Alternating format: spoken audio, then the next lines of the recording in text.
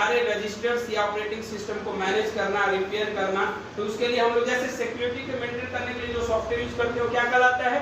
Secure utility software. और security utility software क्या हो सकते हैं? एवीजी, एवायरा, पांडा, क्विक हील, ये सभी क्या है? सिक्योर यूटिलिटी एंटीवायरस सॉफ्टवेयर है। अगर हम लोग मेंटेनेंस की बात करेंगे सिस्टम के लिए तो उसके लिए यूज करते हैं doctor beans.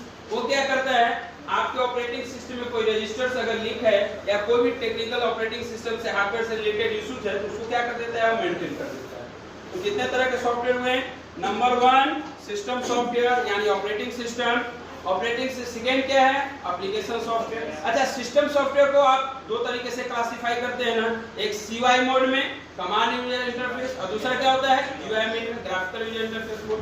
Command user interface mode क्या होता है? we use a command, वो दो तरह के होता है। DOS हमारा क्या है? CUI मोड है। यूनिक्स क्या है? CUI मोड है। GUI मोड कमांड क्या होता है? we need, वहां पे कोई भी command we do not need any command, only we use a graphics like आपका विंडोज XP 7, 10 जो अभी लेटेस्ट यूज कर रहे हैं, या लिनक्स भी हमारा क्या है बच्चे? लिनक्स क्या है? आल्सो क्या है? आपका GUI बेस्ड ऑपरेटिंग सिस्टम। तो ऑपरेटिंग सिस्टम के क्लासिफाई हो गए। अब प्रोग्राम पे आप फर्दर डिफाइन कर सकते हैं। अगर प्रोग्राम में आते हैं तो प्रोग्राम को you can also classified into 3 types. How many types? 3 types. Number 1 machine language, ये होता है यानी first generation language, second generation language, mid level जिसे हम लोग बोलते हैं। फर्स्ट जनरेशन लैंग्वेज क्या था हमारा? मशीन लैंग्वेज था। मशीन लैंग्वेज क्या समझता है? सिर्फ 0 और 1। 0 का मतलब क्या? ऑफ। 1 का मतलब क्या? ऑन। और जो सेकेंड आया हमारा क्या था? Assembly language. असेंबली लैंग्वेज क्या होता है हमारा? जो only understand the mnemonic code, जो सिर्फ और सिर्फ एक सांकेतिक भाषा को समझता है। यानी आप उसमें कुछ भी कोडिंग करते हो क्या होता है? सिंबल के रूप में होता है। किस लैंग्वेज में? असेंबली लैंग्वेज में। असेंबली लैंग्वेज किस पैटर्न को फॉलो करता है?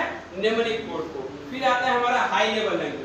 हाई लेवल को हम लोग कैटेगराइज करते हैं जो इंग्लिश लाइक लैंग्वेज होता है, जो हमारा C++ है। क्या है? सब हाई लेवल लैंग्वेज है जिसमें हम लोग कह सकते हैं कि वी डू नॉट नीड कि एक्स्ट्रा हमें कुछ याद करने की जरूरत पड़ती है। लेकिन असेंबली लैंग्वेज और मशीन लैंग्वेज जो हुआ करता था, आप सरप्राइज होंगे कि इतना टफ हुआ करता था कोडिंग करना, एक ऑर्डिनरी प्रोग्रामर के लिए बहुत कॉम्प्लेक्स हुआ करता था। लेकिन आज देखिए आप C में कोडिंग करते हैं, बहुत सारे वर्ड या टर्म इंग्लिश लाइक होते हैं या नहीं होते हैं?